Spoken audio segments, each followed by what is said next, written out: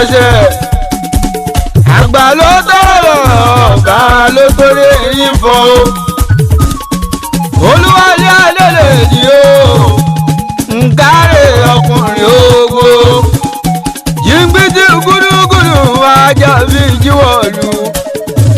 ọmọ jagun gbọ́dọ̀ òṣè buhari yìí tọ́sí o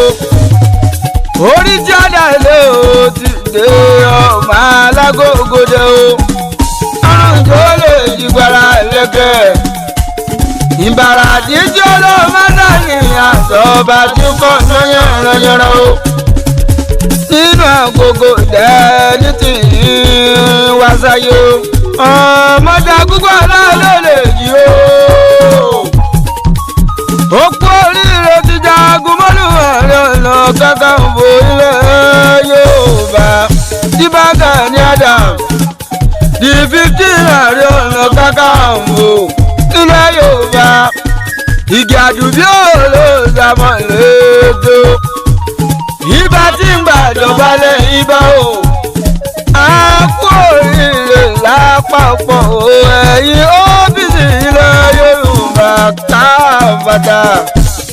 ẹ̀yin akíkanjú ẹ̀yin lọ́mọ abẹ́ ìtì tá a tún gbójúlé àjàgúnlá ọ́fíìsì òkè odò zone 1 a kú oríire tọ̀gá tiwa o bàbá olúwalé alẹ́ ní tábì jẹjà fún mọ́lúwàrí Ọ̀nà Kakanfò on the 21st of January 2024 ní Ìkẹjà ìjíṣẹ́sí kọ̀ǹfàmẹ́ǹtì yóò ti wáyé ẹnjìnìá tààrẹ́fà iná dá sẹ́kìtì yóò fi sí ní gbogbo Ìbàràpá ìbáfùwà akíkanjú àti lójú ògbó ọmọ agbọ́sọ́sọ́ wọ́n máa já o máa gbọ́ yàyà mọ́ máa yá o mi ò sì ní gbàgbé alága tiwa o fún gbogbo ọ́fíìsì ilẹ̀ Ìbàràpá àwọdọ́lẹ̀ kókó àjẹgbẹ́ títí o olúwalé alẹ́lẹ̀ yìí o ó ti di jagun mọ́lú Ààrẹ Ọ̀nà Kakanfò ilẹ̀ Yorùbá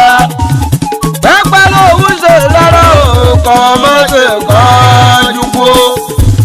kọ́ máa ṣe kọ́jú kú o kọ́ máa ṣe kọ́jú kú